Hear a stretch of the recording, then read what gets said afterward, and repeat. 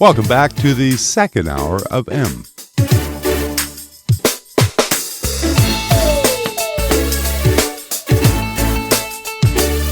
Our guest this hour is with Master Herbalist Tony Pantalleresco, and our interview is about strokes and or heart attacks. What brings them on?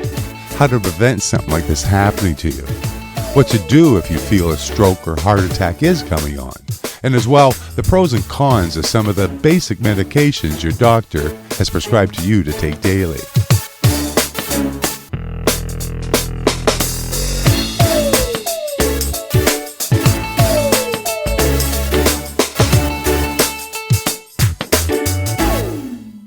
Though it'd be great to hear a cure has been found for these diseases, you don't have to dig deep into the medical journal stats to see strokes, heart attacks, aneurysms are taking far too many lives today, and at what seems far too young of an age. In your opinion, what is the condition a body has to reach for a stroke to occur? Usually a stroke is an indication of hardening arteries. So in order to avoid that, you got to quit snorting glue. No, I'm just kidding. In order to avoid that, you want to use things with high levels of bioflavonoid, which is like the white pit of your citrus fruits. Go into a grocery store, you go down the Jell-O aisle, you'll see stuff called Certo. I think it's called Certo. It's a pectin component. That's a bioflavonoid. And by utilizing this thing regularly, by using things like turmeric, cayenne pepper, ginger, rosemary, bay leaf, thyme, sage, these things keep the arterial lining in the brain throughout the body permeable. The way our bodies work as far as moving blood through is our blood vessels will contract and relax. So it takes the load off the heart. But once there's a hardening effect that goes on, then what happens is the heart has to do all the work. And eventually it becomes strained. So the main culprit of a lot of this is sugar. The bigger culprit today would be your glyphosates, your nano, your biological agents, your processing methods are being done in the food. So anytime you're eating something in, like, say, box, bag, or can, unless you're treating what you're eating, for instance, say you're buying a can of tuna. So you're looking at tuna, and so you see vegetable oil, vegetable broth. That you avoid because we know that's soy. So let's say you're getting some with just water, tuna, and salt. Okay, so we're going to get that. But we know that almost every fish we're eating today has some form of mercury. So what do we do to neutralize that as well as increase other health factors? Well, we'll add a little garlic to it or a little onion powder and maybe a lemon. So what are we doing there now? So now we've neutralized the mercury, so now it can't collect in the brain. We're also now using the sulfur and the citric acid and the vitamin C in it to, again, keep the arterial lining pliable. So we got two antioxidants doing several different things at one time. And then you're getting your protein, and then you're getting your salt out of the tuna, which toxifies the brain. So the artery hardens, and therefore, like I say, the heart has to work harder, so it then causes the stress to which the heart attack occurs. Now, you said sugar. Now, how does sugar... Sugar reacts to cholesterol. Okay. Anytime you eat a piece of bread, anytime you eat a cookie, a cracker, white sugar, brown sugar, glucose, fructose, corn sugar, corn syrup, it reacts with the cholesterol, causing the cholesterol to become sticky or broken down or oxidized, which then depletes the arteries from the protective covering that cholesterol provides. So your blood is moving at a high velocity through your body. Well, that causes friction. Well, that would cause your blood vessels to burst, but what cholesterol does, it acts as an insulator and as a lubricant to reduce all friction in the blood vessels. You damage the cholesterol, now you're wide open. Yeah, that makes sense. So thank you for explaining it that way. Well, let's think of it this way. Okay, when you're drinking milk, okay? Milk is one of the best foods ever given to us on the planet, as long as it's unpasteurized. Once it's pasteurized, it's no longer milk. What you've got now is a glycated protein. In other words, a protein bound in sugar, which has then been treated with high heat, and then because it goes gray, they add a whitening agent which may have a calcium material to it. And so when you consume it, this calcium now starts nicking the arteries. Atherosclerosis is the terminology they use. So you have calcium deposits starting to form on the blood vessels, which again causes a hardening effect or a glue-like effect. So again, this too can cause damage. Now, if you're drinking unpasteurized milk, that won't happen because the enzymes and the antioxidants in the milk doesn't allow for that to happen. The milk has not been heated, the proteins and the sugars are not bound, and you're not adding a paint material either. A paint material. Well, that's what they do. So once they heat the milk, it goes gray and dingy, right? Well, if you as a consumer go in the store and you see some gray-looking milk, you know, well, I'm not buying that. That looks terrible. So they put a whitening agent, which is, again, got calcium, maybe a calcium carbonate component, and again, you wind up with issues. That's a crazy story because the amount, I don't know how many tens of thousands, probably millions of barrels of milk are drank a day in Canada. Well, yeah, for sure. Well, like I said, if you're going, Mike Schmidt has it right. Get a cow share, buy it directly from the cow. Comes straight from the cow into a glass, that's what you drink. Cows comes from a sheep, straight into a glass, that's what you drink. Comes from a goat, straight in a glass, that's what you drink. Okay? Comes from the supermarket, in a paper container, leave it alone. If it's fermented, it's different. If, let's say, you're getting a kefir or yogurt, cottage cheese, sour cream, because the bacteria in there keeps it active and will help break it down. But if you can get, again, all your dairy products from a farm, straight from a farm, you'd be better off. Actually, I don't drink a lot of milk. Years ago, like that was something that we had on the farm. We had our own Jersey, and that's what we did. We got our milk that way. You know what? If I had a Jersey cow, I wouldn't probably be eating that much meat. I'd live on that. Well, I used to make a drink down in Arizona where I had Jersey milk, 16 ounces, 1 or 2 raw eggs, a little honey, a couple of drops of iodine, a couple of drops of the essential oil of cinnamon, and a tablespoon of wheat germ oil. I would whip that together with a potato. I looked like Dynamo Joe after about 2 weeks on that stuff. We would scoop our Lado into the bucket and take that top layer of cream, add it to our porridge in the morning. And right. It was there was so much truth to it. Like, you know, it's the meal stuck with you till 11 o'clock. You know, we're active, busy, and I was never hungry. After breakfast. Oh, I agree with you. I eat 7 in the morning. And I wouldn't really eat lunch until about 3:30 in the afternoon. I wasn't hungry. I know, that's my point. Like, say it seemed to have went longer, or lasted longer than today. But I know since meeting you and other research I've done, I don't even eat that stuff anymore. So life is totally different from meeting a guy like you and you know the others that are whether following you or know the truth to it. But it's back to kind of the stroke concept. So now you're at a stage where you have yourself a stroke or a heart attack. The options that science has given you is a stent or a full rebuild of the arteries to the heart. Well, some of that may be necessary depending on how traumatic it is. You got to remember, this isn't something just happened overnight. This has been accumulating over a period of time. So if you're consuming high amounts of sugar or processed foods or dairy that's been pasteurized, then you may have a severe buildup of calcium deposits or other things around the heart, and sometimes that may have to be done.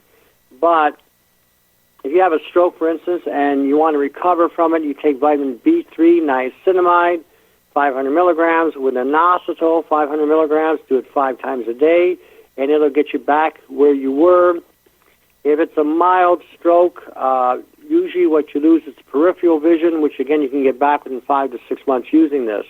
If you feel a stroke coming on, and you know the symptoms of the stroke and it's coming on, you pop open a bottle of wine and you guzzle the whole thing down.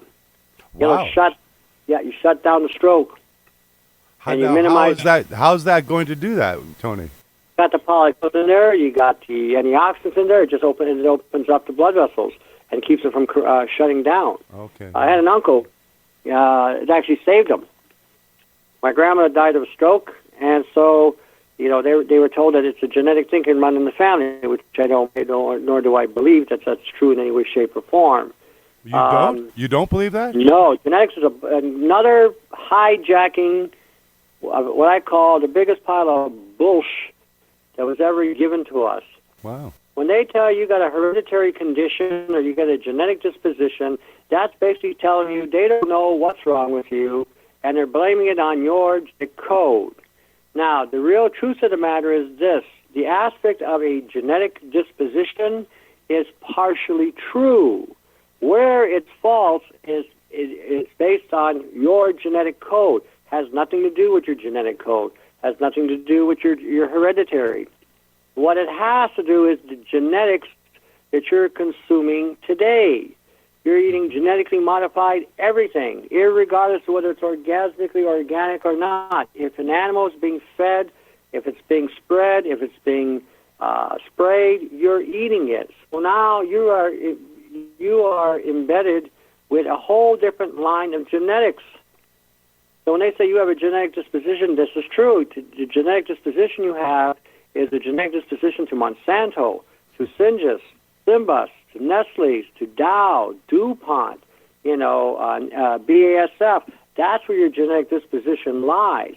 The whole thing about food safety, food nutrient.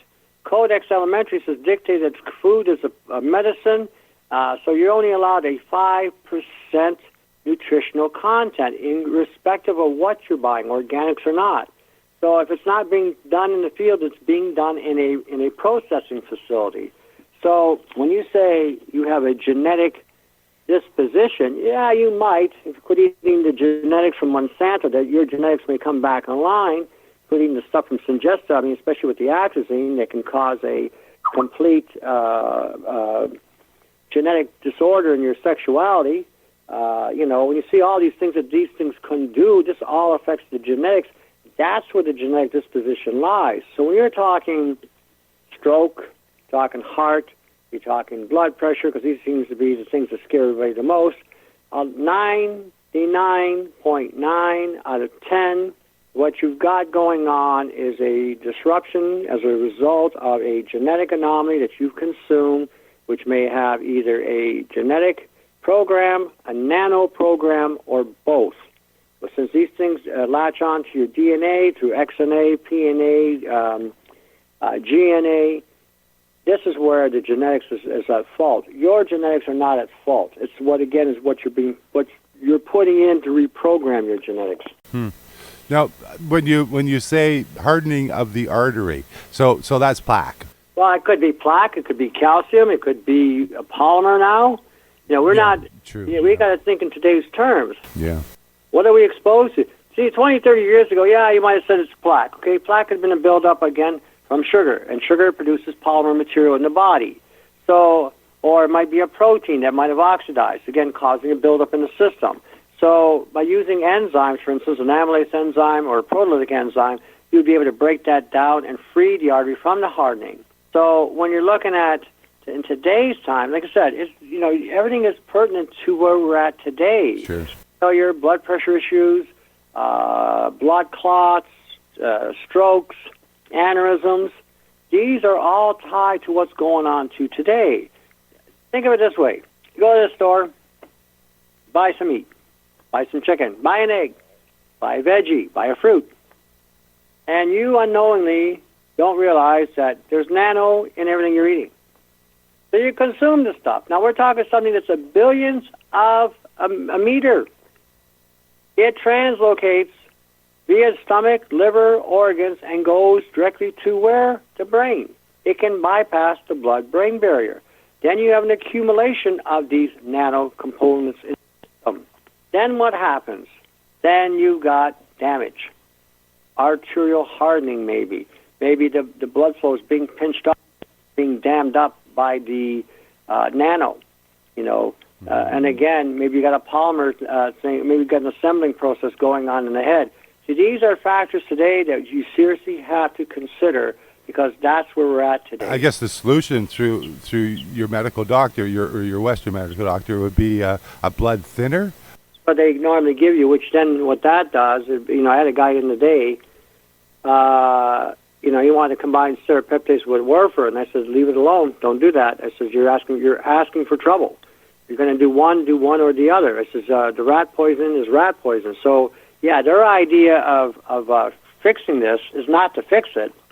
It's to allow more blood to flow to the brain to cause more problems because, again, if you got nano, you got plaque, or you got proteins, you got genetics, it's going to carry that much more. And it's just thinning the blood. It's not fixing the problem. You got an arterial buildup, but no matter how much you thin the blood, your body will eventually compensate for the thinning of the blood, and your arterial lining will become stronger. So when you're looking at all the nonsense and how they treat what they treat, some of the simplest things you can use for overall heart health, blood pressure health, arterial health: pineapple, papaya, ginger, galangal, onion, leek, chive, garlic, apple, pepper, red pepper, rosemary, sage, thyme, bay leaf. These all will do everything these drugs are doing, do it better without the side effects. And when you get on these drugs, what did they tell you to avoid? Just about everything I told you. My neighbor is on that blood thinner, the Coumadin or whatever, and he cannot eat grapefruits or like you say, some of the things that you just mentioned. Why would that be an avoidance? Because they'll amplify what they're taking and magnify it by a factor of 3 to 5, so then you wind up with a hemorrhage. Yeah, I think he'd asked the doctor whether it was warfarin or not, and the doctor denied that it was warfarin. Well, of course they're going to die. They can't. They'll never. I'll tell you a true story. A woman told me that she was on a medication. Forget what she was on. I think it had to do with blood pressure or whatever. So she got on. It was a statin. That's what it was. It was a statin, which is the worst bloody thing you could ever take. It's the most vicious form of hijack the body. Anyway, she got on the statin, started having all kinds of health issues. She quit the statin. Her health came back. She went to the doctor. Our doctor said to her how things are going. She told him what happened. She had a doctor that was sort of fundamental and normal.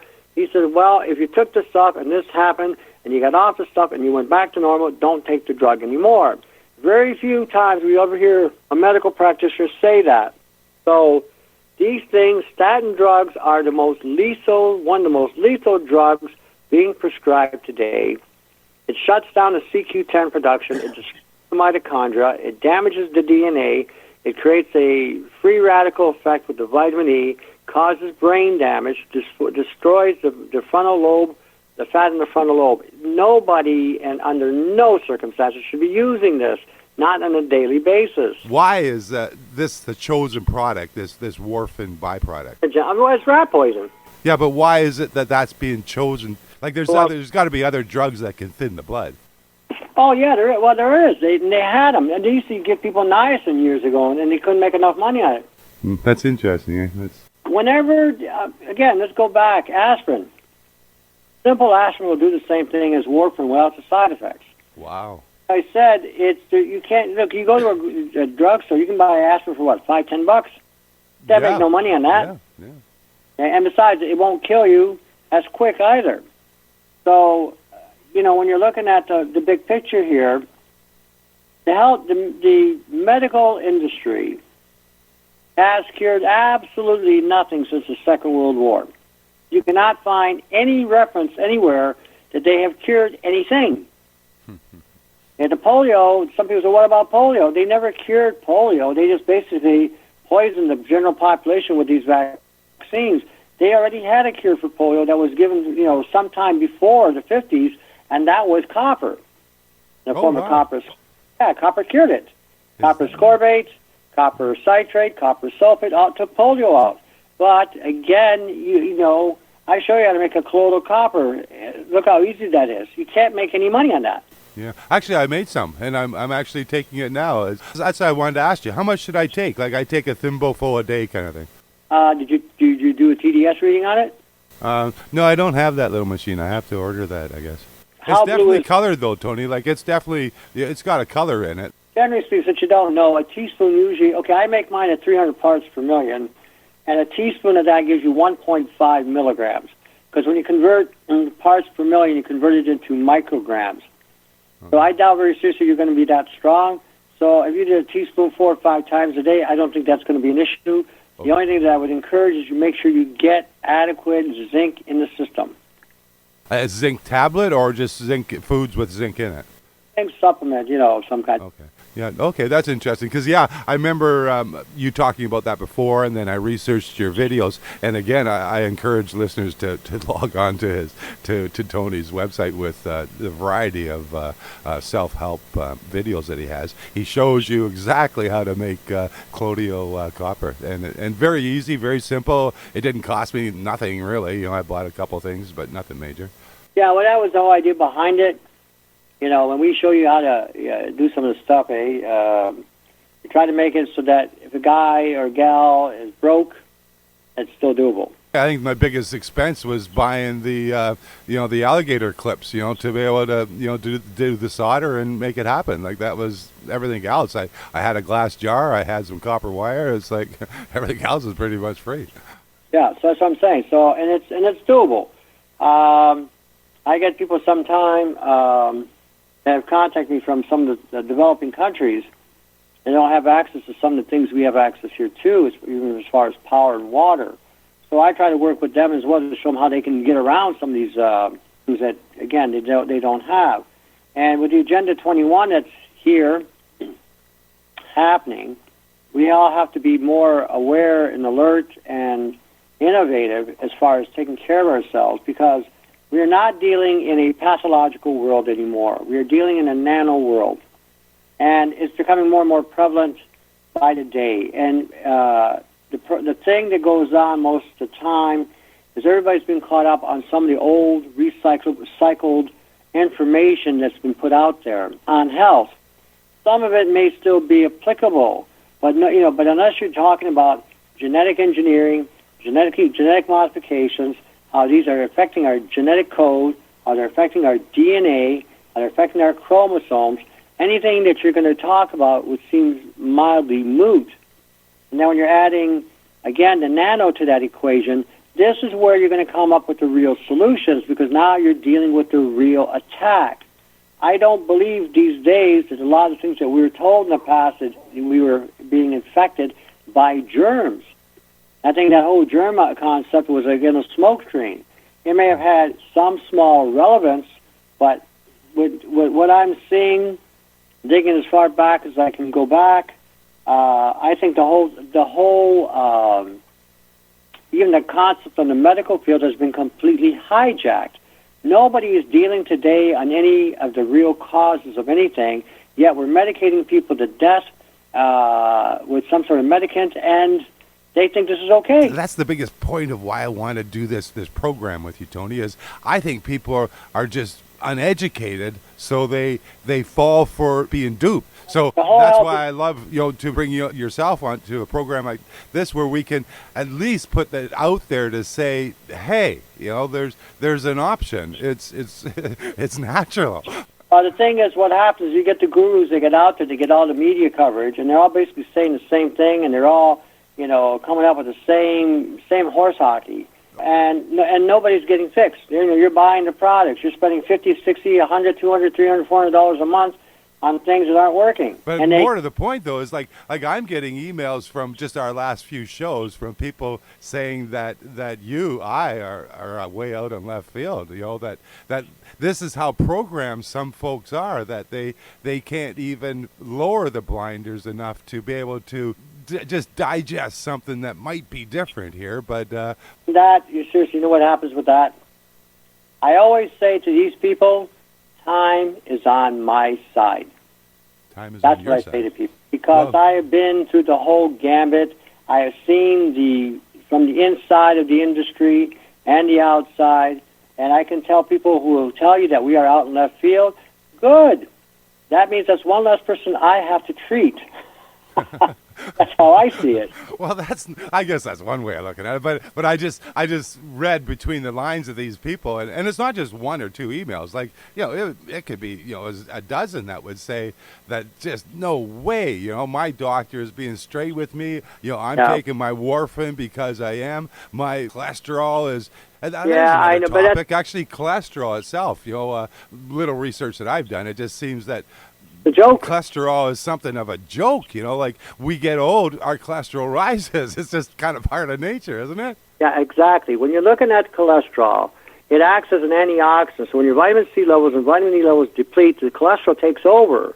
And then they want to give you a statin drug, which then sabotages your health by diminishing the cholesterol, which, by the way, without it, your testosterone levels as a man drops. And the highest concentration of testosterone is in the heart. So when we're looking at, like I said, and some of these people that you're getting that were in left field, some of them are what I call turn-ups. They can always turn up when the truth is being spoken to cause confusion or muddying the waters. And them people, I enjoy that because I get to play the game with them, go toe-to-toe, and release all kinds of information out there. And everybody starts looking at what I'm saying. You might say, yeah, this guy's crazy. But then they read what I'm saying. They say, wait a minute, he ain't so crazy. This guy's telling us the truth. What the heck? What's been going on? And that's when you get that, epiphany moment. So, like I said, when people say stuff like that, I just laugh at them. I said, you know what? If I was a Johnny-come-lately, I would be looking at these health gurus today and think, oh, wow. Oh, yeah, wow, these guys, woo. But when you've been in the game a long time and you see the medical field sabotaging everybody's health with these drugs, because these people that are putting their confidence in the doctors have absolutely no clue.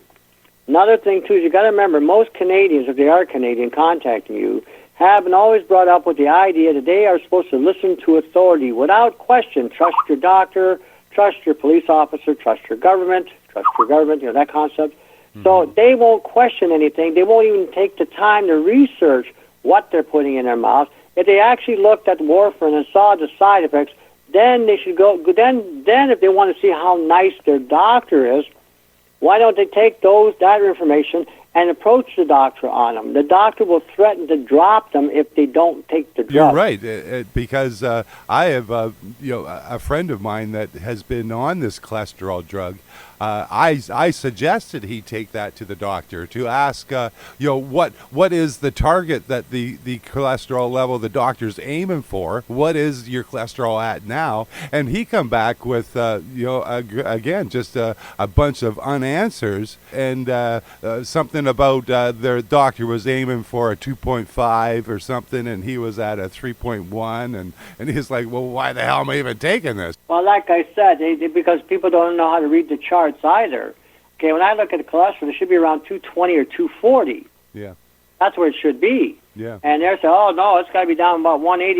You can't even function there when it's down that low. That's exactly right. The 2.25, 240, like say, that's the number. So, like I said, so when these guys are saying what they're saying, majority when they come up and say we're out in left field, you know what? All I got to say to you on that is time is on my side. When you break down, send me an email.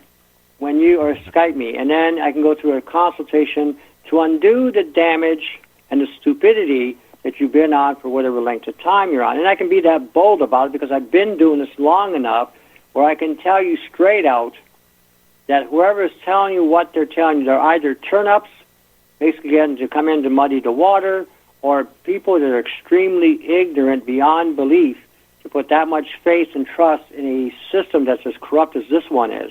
The medical field has not cured anything. And that's the next question is the warfarin going to cure your problem? And if so, why do you have to keep taking it every day? A cure means that you require no more... Exactly. You're going to cure me or are you going to maintain me? Like, what's the difference? It's huge. Yeah, big time. So when somebody says these things, okay, where's the cure here? Is this going to cure you? And if it's not going to cure you, then what else is it doing to you? Exactly. So and again, that's how I approach a lot of these people. I make them think. I make them hurt their head. I make them think. No, I bet you do, and I think that's the bigger picture. Is like say, even with these emails that I do get, not that they're negative, but they're just like say they're just ignorant, and I don't want to close the door to them because I think you're right. I think one day that person's going to ask that question or want to, and then like you say, that door is open for a person like yourself to at least guide them back to where they could find their own independent health. But I think you're right. I think it's whether it's a Canadian thing. I find that a lot of times it's the older people. I find people in my age group do not trust the government at all under any circumstances. We don't believe any of the rhetoric. We may not be vocal about it because so many people are just so blindly being led to the slaughter. We just sit there and watch them getting, led to the slaughter. The interesting thing is you tell them about, alternatives. They will go to the doctor anyway. They go through the whole, you warn them, this is what's going to happen. I can tell you exactly what's going to happen if you go see a doctor for a mammogram. I can tell you what's going to happen if you go see a doctor for cancer and get treated. Usually if you get treated by them, you got a 5-year life expectancy after it's all said and done. And this is, again, how they don't equate this. Our average life expectancy, let's just for argument's sake say 80 years old. It isn't any longer. It's 69.9. But let's say, for argument's sake, it's 80 years old. And you have cancer at 35. You get treated. You successfully neutralize the cancer. Not the cause, but you successfully neutralize the cancer. Now you have 5 years left. 35, 36, 37, 38, 39, 40. See you later. Here's your box, here's your blanket, your Nintendo, 6 feet under, you're done. And so now what happens is this. They say this is a success rate in the medical industry. The way I look at it is you lost 40 years. They ripped you off 40 years of your life. If you're, if the average statistic, and we're going by just averages, and that's what they do. So now people don't look at that equation. They go, oh, you got cancer. Oh, cancer. Well, you're not going to die even if you go natural. Things can kill you in this life. You are going to sooner or later one day come to a conclusion in this life, and by whatever means it's going to come. But in the meantime, you can always find out what's going on. Cancer can kill you, but so can a cold, so can pneumonia, sure, if you don't treat it to fix it, not treat it just for the sake of treating it. I agree, just 100%. I think back to the stroke concept is that if the arteries are hardened and that's the underlying cause of high blood pressure, cholesterol issues, the rest of it, then let's kind of look at some alternative. Like how can we soften those arteries back to being natural again? Oh, that's not hard at all. It just takes time. Yeah. Lysine, vitamin C, that's the old Linus Pauling method, using even proline, which is an amino acid that works, again, on the arterial integrity. Again, red cayenne pepper, turmeric, ginger, galangal, rosemary, sage. Why are you saying turmeric and ginger? Those two are very interesting because of the research I've done, but it's just very interesting. You want to talk about them? Oh, they do a multitude of things. Ginger has about 480 antioxidants to it. Mm-hmm. It helps boost the testosterone. If you look at ginger and see how it's designed, it looks like an intestine or arteries or blood vessels. So that's called the law of familiarity. Sometimes you can look at a plant and see the area that it's going to work on. It's also been used for erectile dysfunctional issues. So when you're looking at ginger, it fights cancer, it fights bacterium, it fights viruses, it fights yeast, helps with digestion, helps with circulation. That's an analgesic. It's a testosterone booster, heart support, arterial support, circulatory support. The one video that we do, we had ginger, onion, and grapefruit. It alone would not need another drug again as far as Coumadin goes, warfarin, stents. You wouldn't need any of that. I encourage you to go slow on that. I actually did. I actually did that, and I think I was a little rambunctious when I started that one because what happened to me, what followed was I think I saw God. Yeah, I warned everybody about it. I think I missed that part of your video on how much to take because I kind of drank it in shot glasses, and it didn't take long for that to kind of kick in. So again, pay attention to how Tony kind of lays out the bigger plan on how much to take because you kind of want to start with a tablespoon, right? Tablespoon. Yeah, we said that on there too. I must have missed that because I just shot glassed it back. I did the same thing when I first made it, right? I did the same thing, and I thought I was in another dimension. I thought, oh. And I decided to go half of that, and again, I started seeing spots. I said, okay, my blood pressure just went off the map here. Yeah. I did it again down to a tablespoon. But you got to remember, at that point, I had a shot and a half and then a tablespoon on top. I had to stop. I had to sit down. If I didn't sit down, I'd been knocked on my backside anyway. Totally. No, totally. I haven't done it again. I've been a little intimidated. But that formula, done in teaspoon increments several times a day, will do the same thing any of these drugs are doing. Is that a maintenance thing or a life thing? What? Like ginger? just that combination. Taking should that be do that a couple of tablespoons a day for the rest of your life, or Go either way with it. I mean, everything's cyclical, so I always tell people to cycle everything. But yeah, you could do it every day if you wanted to, or use it for an interim and then call it a day. I mean, these things can be used any way, you know. Yeah, no, I just like say when I watched your video and I made it myself and wandered through it and like say I went to the extreme of it and then I finished my dosage or what I had made by going with the teaspoon thing. I think I watched your video again, then I got your teaspoon thing. But then I've never done it again because like say I was a little intimidated by where I went with it. Well, that's this way. You put hair in your chest, make a man out of you. That's for sure. Well, the other side, what came out was I think it was a cheeseburger I ate 10 years ago.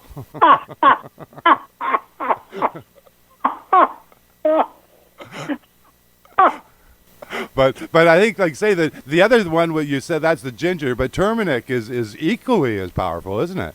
It has its own. It's of the ginger family. So is galangal. They used to treat heart failure in the 12th century by using galangal because galangal produced nitroglycerin. Oh, wow. Which nitric oxide. But what their idea, which is really interesting because they're accurate, their idea what causes the heart attack was the poisons that were leaking from the colon being recircled back into the heart, causing the heart to work harder. So their perspective was if you clean the colon or detoxify the colon, which is what galangal and ginger can do, the heart took care of itself, and so they used to cure a lot of people with that. No, that's interesting because, like I say, when you go back to 100 years ago, turmeric, ginger, they used that quite regularly, didn't they? If you look at what they call the King's Dispensary, that used to be the standard Bible for the medical and the pharmacopoeia. All they ever used was herbals. They used homeopathy. They did use medicaments that they made. But again, they always had a way of negating the side effect of whatever they gave. For instance, I'll give you an example. 1950s, they had a painkiller product, an analgesic product that had magnesium, choline, and aspirin. Amazingly done. This was extremely intelligent. The magnesium buffered the aspirin. Both the aspirin and the magnesium took care of the heart. The choline went into the liver, which again protected the liver. The aspirin and the choline in the liver, aspirin, choline, and the magnesium went into the brain for ATP production, transported throughout the body, good analgesic, no side effect, all healthy. And they even talk about now calling aspirin vitamin S, which I am a proponent of aspirin. It's one of the few drugs that I will say is good for you, provided you buy from a pure, clean source. That would mean you'd have to go to a veterinarian, farmer's supply, not the drug industry. Oh, wow, is that right? What's in the typical aspirin that you would buy at, be at a drugstore? Yellow number 5, aluminum lake, propylene glycol, polymer, and that's all nano. Is that right, eh? They just load her up, do they? Yep. If you got regular aspirin, pure aspirin, I usually get it from the equestrian supply, or I get it from canine. They're pure. So I'll buy it, and I'll use it. I'll mix in my stuff. I don't buy the drug industry. So your local veterinarian have a pure aspirin. You can go to horse.com. You can go to here we got a company called TSC, Tractor Supply Company. Any farm supply that's out in your neck of the woods should carry it. Go on eBay. Where you go. Well, that's good to know because it's sitting right there, conveniently at the drugstore for $6 a bottle. And it's a lot cheaper at those places too. Yeah. Oh, that's even better. Hmm. Interesting. So the softening of the arteries, is there other daily maintenance, other things that you want to talk about? Well, as far as stroke and heart go, Well, just in the sense of maintaining a softer artery, so that your heart isn't working as hard, to which you'll live longer. enzymes and probiotics. You can't go wrong. Probiotics. What foods have a high concentration of enzymes? How about let's go with kiwi? Oh, is that right? High enzyme. How about it breaks down protein? How about papaya? How about pineapple? See, I mean, these are things. In the sense of the nano, obviously this stuff is being sprayed the same way, isn't it, Tony? Like a kiwi. So we're eating has got in it, whether it's the meat you're eating, the food, the vegetation, everything you've got is going to have it in it. But at least, I mean, you got to do something until you get to a point where you have a clean food supply. But as of right now, I mean, the enzymes will help break down even the protein bonds that may be connected to some of the nano. But I mean, I just was looking at something yesterday that came out called plastic proteins, and they're using polymers to create a protein-like effect. In other words, because when we have proteins, we have things, amino acids that convert into other things and perform different functions. Now they're mimicking this by creating a polymer or a plastic to do the same thing. So eventually you're going to be, if you're not already eating it, I mean, it used to be touted that McDonald's milkshakes had a plasticizer in them. So, they may have already introduced this into the food. Because a lot of the things we discover is after the fact. Well, I don't know if you heard, but I know out here in the West Coast, Subway was up on, accusations that was that the plastic polymers that they're putting in their bread? Yeah, and that would not surprise me. Yeah, no, it shocked me because I was a regular customer at Subway. This teaches you a lesson, not to eat at these fast food places. Yeah, but I thought that's out of all the choices, with all the fast food, I thought, hey, a Subway is better than none, and I would take my kid there, we'd sit there and eat Subway. Eat fast food. You know what? One of the best places that fast food-wise, so it used to be good, was Burger King. At one point in time, they were better than McDonald's as far as beef and everything else. But, again, over time, they compromised the meat with soy. The buns are made with the genetically engineered grains. The whole thing is lousy now. I wouldn't even go to any of those places. I'd rather not eat than eat there. That's how I look at things. I go out to a restaurant now, either to like a buffet style, which might be Asian or whatever. I always bring stuff with me because, like I said, I don't know where they're getting their food from. So I'll give an example. We go sometimes to a buffet in Windsor here, and in the buffet they've got olive oil, they've got vinegar, so I'll make a mixture of this, and then I'll go and get turmeric, because they have turmeric there, onion powder, garlic, and pepper, mix it all together. So whatever meat I eat, I dip in that.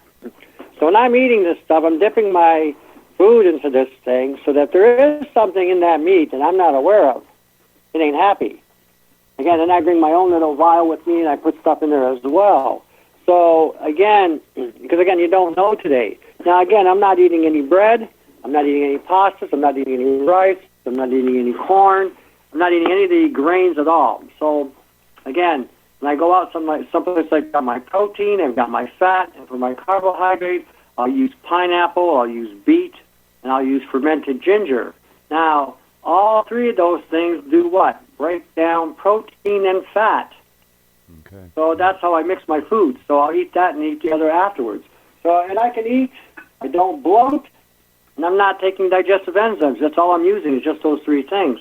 And in the long and short of it, if there is something there, it does come out, one way or another. Well, it's been a couple months since I've changed my health habits from, like, say, removing grains was the biggie, and it was challenging because I was so conditioned, I was so, it was really much a part of my life until I realized there's a health benefit to remove it, and it was this past weekend that I fell off the wagon, if you will. I had a slice of pizza, and what came back within an hour was heartburn.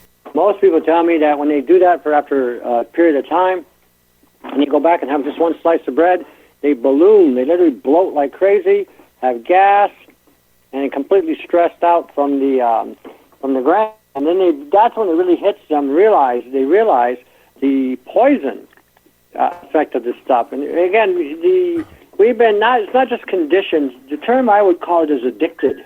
Like say, it was in every meal of my day. Like every meal, there was wheat or bread or there was something there, cereals, whatever. I'm Mediterranean. We're born, we come out with a slice of bread in our hand. And I haven't touched that stuff for 8 years. Has it been 8 years, eh? Good for you. I'll tell you, it took me, I designed the diet that I give people, and it took me 4 attempts to break the habit. So I realized I could go 6, 7 weeks, 8 weeks without eating it. Then I'd have one slice, and that one slice led to a loaf. And I realized, and then I would have these major outbreaks, and I wasn't eating wheat either. I was eating rye. No. And then I realized that it doesn't matter what bread you eat, it's all been polluted in some form. Again, it's got a genetic disposition to my genetics. Slice of pizza, it reminded me how great it tastes. Like my taste buds loved it, but it wasn't an hour, and like say within an hour I had heartburn. It was amazing. Well, like I said, if we were really eating bread, the staff of life, whether it be from a rice source, wheat source, corn source, sorghum source, rye, barley, oats, whatever, we would not be feeling the pain of anything. But the staff of life has become a genetic anomaly causing the staff of death, cancer, colon, all the itises that you hear, colitis, irritable bowel syndrome, leaky gut. They're all tied to the grains you're eating because the grains are loaded with glyphosates. So when you go on my website and you look at the December 2012 link, click on it in the script of the show, and you look at the December 7th script, mycotoxins, you'll see what they've done to our brain. And like I said, when someone says to me, well, I'm eating organic, really?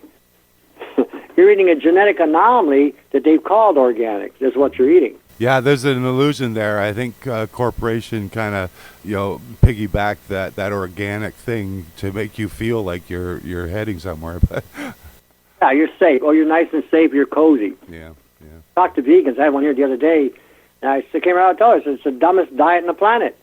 It's for a short interim, 3 to 4 months, it's great, but it's nothing but a depleter, and that's why you get people on a vegan diet with broth or whatever to remove any excesses that build up, because the fiber content and the saponin content of these foods help wash the system. So yeah, you do feel better initially when you're on this diet, but over a period of time, the law of diminishing returns catches up to you. And I've seen this over the years. Vegans, I've been a vegan, blah, blah, blah, and they're a complete state of neurosis, most of them. And so as soon as you get them on some kind of protein, whether it be eggs or cottage cheese or even a little bit of meat, all of they come, I can't believe how good I feel. Oh, Yeah. There's a balance to everything. I'm the same way. Like I'm a meat eater. I've tried to not eat meat in my diet, and I become lethargic and really slow. And like say it seems like I need to have meat. Yeah, you know what? Animal proteins, depending on and it doesn't matter which way you get it. Chicken, eggs, cheese, cottage cheese, sour cream, unpasteurized milk. Lamb, eating lamb, goat, whatever, fish. Everything should be done in some form of moderation. I mean, for the most part, I live on a protein diet with fat and fruit as my carb. Now, there'll be times where I won't eat meat for a couple of days. I won't eat any animal protein in that regard. I will eat cheese.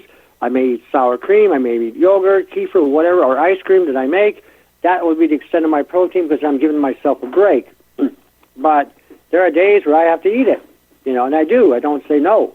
So when we're looking at our diet today, again, it's not the food value itself, it's what's in the food.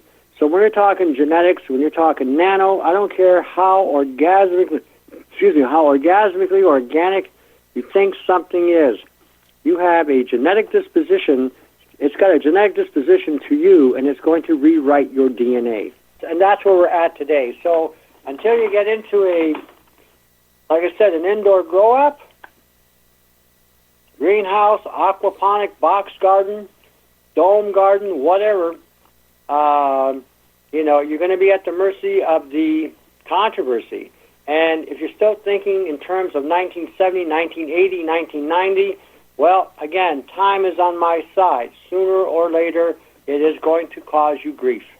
Do you see Rick Simpson's cannabis oil as part of a maintenance exercise? Maintenance? I don't know. I think that would depend on where you live and what you're exposed to. Well, in the sense of strokes, our conversation today is strokes, heart attacks. Do you see pot oil, bud oil, as an oil that your body could use regularly, daily, if you will, or is it something that you wouldn't really incorporate in a diet? I don't know if I would incorporate it in a diet. It does have a lethargic effect on the system. I mean, I don't know if I would use it as necessary for a stroke. I'm not sure if it does have value that way. It does boost the immune system. It does take out cancers. It does according to what he's showing, it can cure scars. It's an all-around healant. I probably would use it as such. Now, that's for me, myself, personally. Now, again, if let's say you're having anomalies with the brain and you need it to function, then use it daily for sure. I don't see a problem with it. I would say use nicotine as well. I would tell you to use nicotinic acid or B3, B1. I mean, I think it's all a perspective of where you are, what you're exposed to, and what's going on. Mm-hmm. That's usually the biggest determining factors in anything you're doing. So I don't always. I've rarely used it. I mean, every time I've made the stuff myself for people, they bring me the raw material and I'll make it for them. And once in a blue moon, I get a little bit on my finger, so I'll lick that little bit, and it's not much, it's a little smudge. But, boy, it has an effect. You sleep really good, I got to tell you. Yep, no, it is. All the censorship bullshit and things that we really need to hear and understand and how to apply things, that's always been hidden from the general public. They got to see it. Yeah. And they got to be able to determine for themselves as well. I agree. I think it's just putting it out there. Let them take what they want, right? Exactly. Yeah. Do you see the cannabis oil pulling the nanoparticles out of the cells? Do you see I don't know for sure. I couldn't say that one way or another. Because I know you mentioned in a previous interview that oil is a good thing in the sense of pulling those nanoparticles out of your system. Well, out of the juices and stuff, and it can help flush them out through the cells. It may work. I don't know. I've never tried it to tell you for sure, yay or nay. Okay. I don't know, and that's the best I can give you. I'd rather tell you I don't know than tell you I know something that I don't. I don't know. I understand. No, and I think it's just a very interesting video. Rick Simpson. I'll put the link on my website. It's just more information. Take with it what you please. But he's got some great testimonies on there, and you kind of got to wonder. The plant itself or the herb's been around for 5,000, 10,000 years. So it's been here for a while. And all these comments are from Canadians. Right. That's a good mention there. And so, they're all from Canadians. So, how Canadians are, how crazy we are, right? We're crazy people because we use our brain. Well, we try to, anyhow. And anything in health is all subject to some sort of debate sometimes because nothing is set in stone and nothing can really be set in stone because everybody lives in different regions of this country or all over the world. And you're exposed to different things other than the current pollution and the current poisoning that's going on the planet. The way you live, how you live, what you're exposed to on the job, what you're eating, how you're resting, do you have a cell phone? There are things now that we have to look at and have to add to the equation that we never did before. And a lot of times the reasons why some things work and some things don't work is either they're combined in a certain way or there's something left out that should be added to it, or there's something that's got to be taken away that you're doing that's causing the body to stay compromised. In everything you're going to do, no matter what it may be, change is a necessity. You cannot expect to do the same thing you're doing, pop a pill, and come up with a solution. That's pharmaceutical fantasy. Well, it comes back to what you said. Is this pill going to cure me, or is this pill simply here to maintain or something else? Something else. So, but even so, okay, let's forget the pharmaceutical for a minute. Let's take the nutraceutical. Vitamin A, vitamin C, vitamin B. Read all this information about all the wonderful things these things do. And you take the stuff and it doesn't work. Then you have to ask yourself this question. All this research out there saying it's supposed to do something and it's not working for you. A, did you make changes in your diet? Did you make any changes at all? Did you combine it properly with what it should be combined with in order for it to work properly? See, this is some of the information that they kind of leave out in the research. Vitamin A works, but it works with a fat. It's like CQ10. Okay, vitamin A also will work with B5. Vitamin A will work with other carotenoids as well. But see, again, they don't tell you. Sometimes you got to combine these things, or you got to combine vitamin A with vitamin E.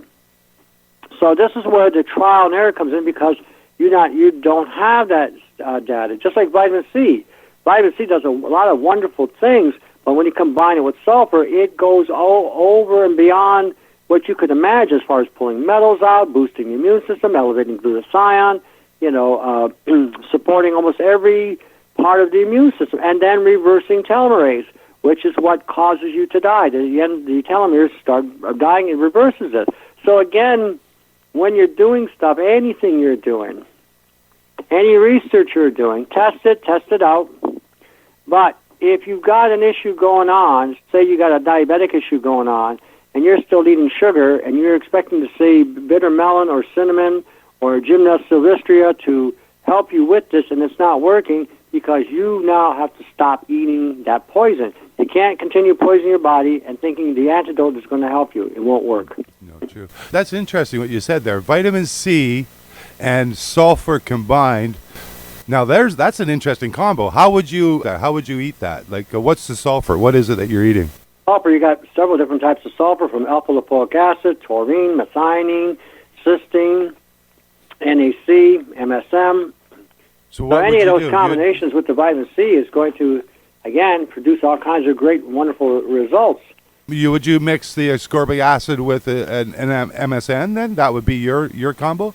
Yeah, that's one way. I would probably take a teaspoon of both, or 4 or 5 times a day. But if you want to treat something and you want to successfully beat something, then you're going to need the dose and the adequate amount in the body. If you take something, let's say you get up in the morning, 6 o'clock in the morning, swallow your vitamin C, you swallow your MSM, and you don't take any more between 7 in the morning to 12 o'clock in the afternoon, you have now nothing left in the body. You've gone right back down to 0 point. If you want to maintain your health, or you've got to fix something, then ideally every 3 hours, 2 to 3 hours, you are taking these supplements at that dose.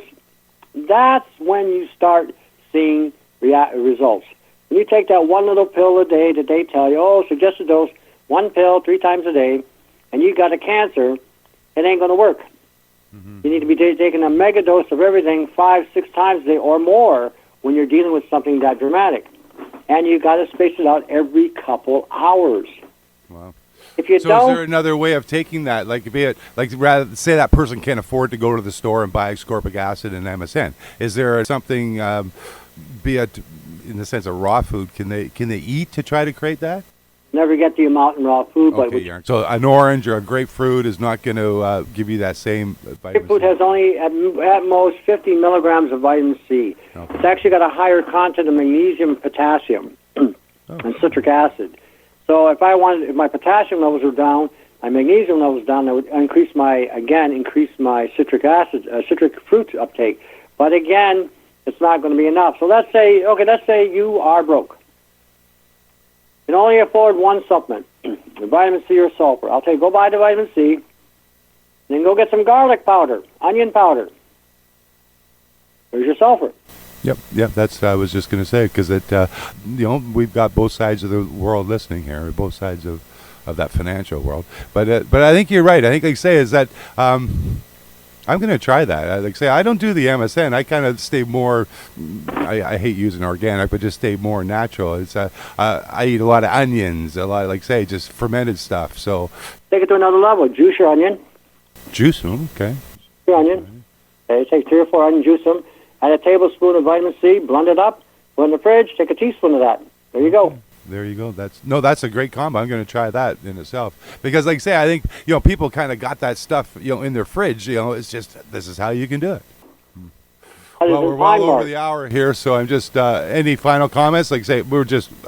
I wanted to make a quick comment. We got a big to do coming here, April 23rd. It's going to be at the Windsor City Market, 1030 Walker Road. It's going to be a GAG of Canada is trying to get organizations going across the country to become more aware of the chemtrails and everything else. And so we're going to have a to-do here, and they're going to be out west by May 9th, if I'm not mistaken. They're going to be touring across the country. So we're encouraging anybody that hears the show when they come out west, come on down and say hi. You can go and look up Bernadette Green. She's on www.gagcanada.com. You can check that out as well. You type in Bernadette Green, you can find her, you can get the location and get the information about what's going on. It's going to be a big event. And you may find it also at Bye Bye Blue Skies on Susan Mars' site. So check that out as well. But yeah, they're organizing. We're having sort of like like a yard sale. And to make awareness, I'm going to be guest speaker there as well. Almost forgot that. And so we're going to have that April 23rd between 9 and 3 p.m., just so everybody knows. Wow, very good, very good. Now, you're being guest speaker in Windsor, but are you following them out west here? No, I won't. I'm not going out west. I got more than enough here. Yeah. Well, no. Like I say, that's great. We'll put that up on the website. Maybe we can actually get her on the show when she comes out west here. Wouldn't be a bad idea. You say mid-May she's coming out here. That's good timing. Our farmer markets will be rolling and people will be out and about. Okay, sounds good. I thank you for your time, sir. So thanks for having me. You have a good day, eh?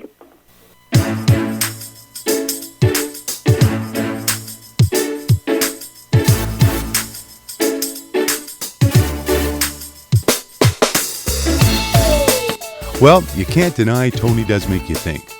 And I think that's a good thing. How far you go with Tony's alternative suggestions is obviously up to you. But when you look at the stats of overall health today, I see the lifespan of man has dropped from being 80 to being 70. And when I look back at my great-grandfather, who passed at around 100, then I feel a need to question why. That's it for this week's the Podcast, and I thank you for listening. Please share the program and let others in on ways they too can bring a quality of life they may not have experienced.